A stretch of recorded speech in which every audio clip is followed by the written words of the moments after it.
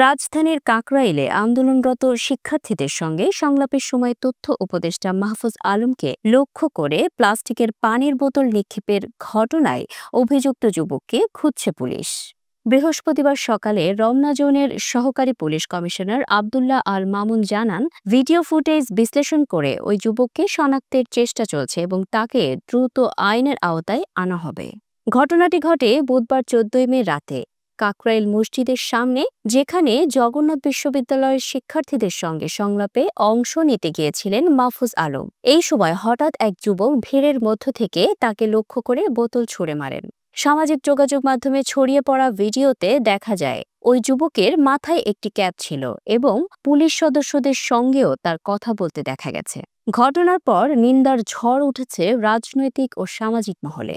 জাতীয় নাগরিক পার্টির নেতারা একে শারীরিক লাঞ্ছনা হিসেবে অভিহিত করে ক্ষোভ প্রকাশ করেছেন।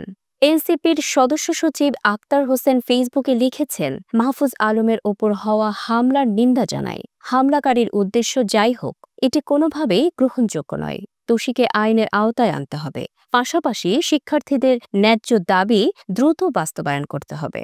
এনসিপির উত্তরাঞ্চলের মুখ্য সংগঠক সার্জিস আলম লিখেছেন, মাহফুজ আলম সরাসরি ছাত্রদের কাছে গিয়ে কথা বলেছেন। যদিও তিনি শিক্ষা সচিব নন বা সংশ্লিষ্ট প্রতিষ্ঠানের প্রতিনিধি নন। এমন একজন প্রতিনিধি ব্যক্তির সঙ্গে এই ধরনের আচরণ দুঃখজনক ও নিন্দনীয় বলে মন্তব্য করেন তিনি।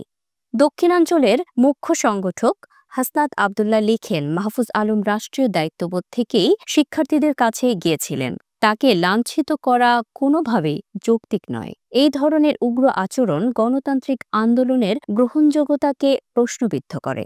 এনসিপির জ্যেষ্ঠ যুগ্ম মুখ্য সমন্বয়ক আব্দুল হান্নান মাসুদ বলেন, মতের ভিন্নতা থাকতেই পারে, তবে মাহফুজ আলম আমাদের ভাই। তার প্রতি এমন আচরণ কখনোই কাম্য নয়। পুলিশ জানিয়েছে, ভিডিও বিশ্লেষণের কাজ চলছে এবং অভিযুক্ত যুবককে দ্রুত আইনের আওতায় আনার সব ধরনের প্রস্তুতি গ্রহণ করা হয়েছে।